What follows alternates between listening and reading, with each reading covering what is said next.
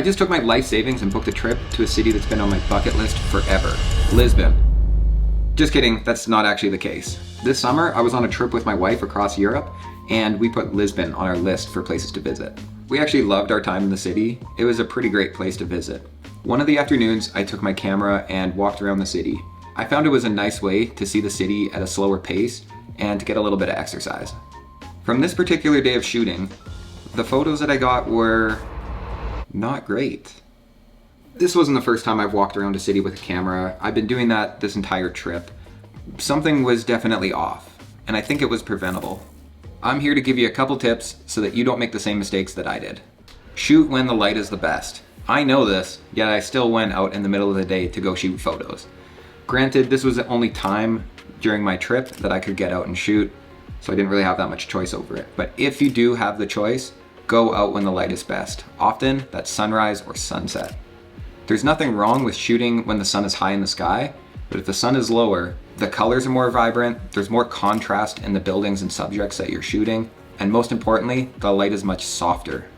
If you want to set yourself up for success, shoot around sunrise or sunset. Be patient, and when you see something, keep shooting. Watching this back now, I can see that there's times where something was unfolding in front of me, I snapped a photo and then put my camera down, where I should have kept the camera up to my face and kept shooting because more interesting stuff was happening and I would have got a better photo. You don't just walk up on something and find something extraordinary. You need to have a keen eye, and when you find something, be patient and wait for something to unfold in front of you. So speaking of watching back on this footage, I look back at my photos all of the time and critique my composition, my colors, my framing, but it's not often that I'm actually critiquing the way that I go about taking photos. This is an interesting exercise to me. I've never watched back how I'm approaching collecting photos. Do some research into where you're going to be shooting your photos. Is this spot popular? Is it tourist heavy? Are the locals going to be there? Is there any interesting buildings or people there? Is an event happening? What's the light going to look like when you're shooting?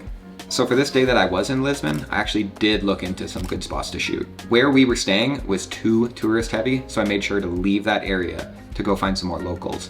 The area that I did choose to shoot in was too empty. Maybe it was the wrong time of day, maybe it was the wrong streets, maybe I was in the completely wrong area. I should have done some researching and scouting before I took my camera out. Looking back at the photos I collected from the day, I can see they're not my strongest, but I knew this while shooting. So I've been doing my best to stay out of the tourist areas.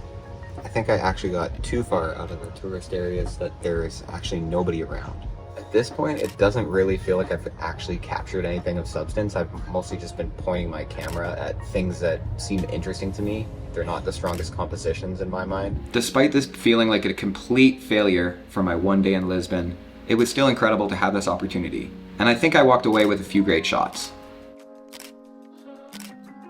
At least I was nearby Castro, so I could get an espresso and a pastel de nata. If I were to go on this photo walk in Lisbon again, I'd do some stuff differently. I'd be going out when the light is the best, probably near sunrise or sunset. I would be patient. When I see a composition, I would stay there and wait for something to happen. And when something happens, just keep shooting. And I would do some more research. This would find me the most optimal spot and set me up for success. I don't want you making the same mistakes that I did, so hopefully this video gave you some pointers. Let me know in the comments which photos you like, and feel free to roast me on all of the horrible shots that I took this day.